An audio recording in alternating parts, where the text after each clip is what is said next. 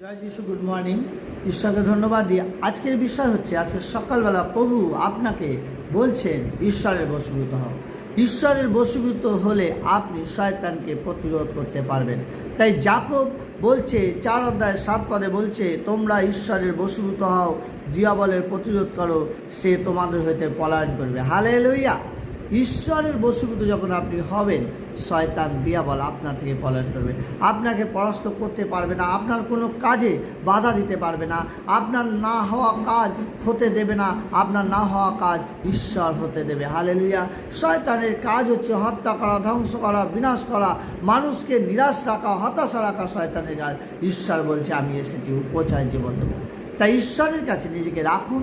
সেই বিশ্বব্রহ্মাণ্ডের সৃষ্টিকর্তা সনাতন পিতা শান্তি রাজ, তার কাছে আপনি নিজেকে রাখুন, খুলে দিন প্রভুর কাছে, নিজেকে নতনম্র করুন। ঈশ্বর আপনার জীবনে কাজ করবে। ঈশ্বরের বশীভূত